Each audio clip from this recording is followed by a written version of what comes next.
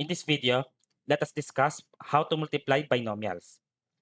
So, halimbawa meron tayong x plus 4 times natin sa x plus 7. How do we multiply this? So, nagmumultiply tayo ng binomials kasi ito ay binomial. 2 terms yan x and 4. Tapos ito rin 2 terms, x and 7. How do we multiply? Well, we will use what we call the FOIL method. FOIL method is an abbreviation. F means first, O means outer, I means inner, and L means last. Okay, ganito yan. We will multiply the first terms, and then the outer terms, inner terms, and last terms. In correct order yan. So, starting with the first terms, multiply the first terms. X times x is x squared. Next, multiply the outer terms. So, x times 7 is 7x. Next, multiply the inner terms. 4 times x is 4x. And then multiply the last terms. 4 times 7 is 28. Combine natin yung similar terms. 7x plus 4x is 11x. Therefore, this is x squared plus 11x plus 28.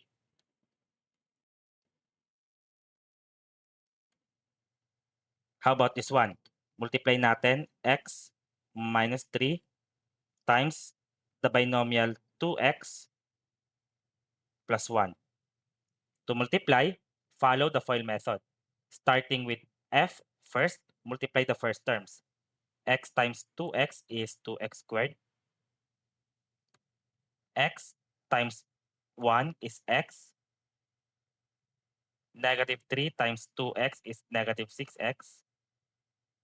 Negative 3 times 1 is negative 3. Combine natin yung like terms. X minus 6x is negative 5x. Therefore, we have 2x squared and then minus 5x minus 3.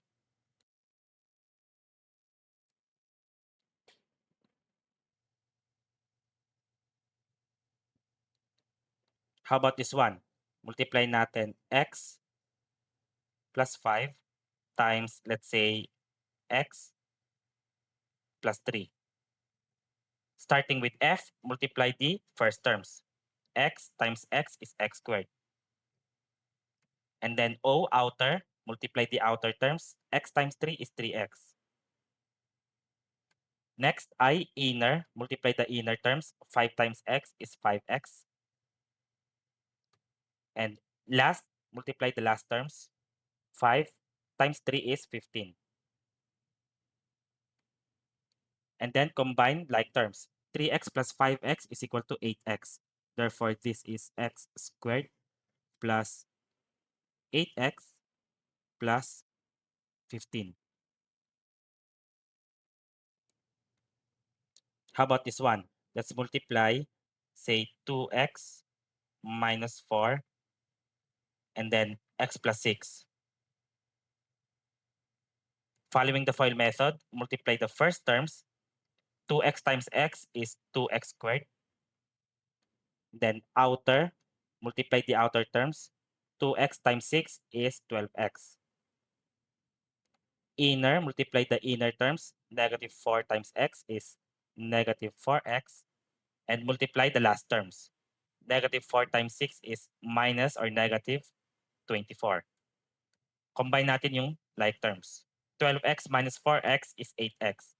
So this is equal to 2x squared plus 8x and then minus 24.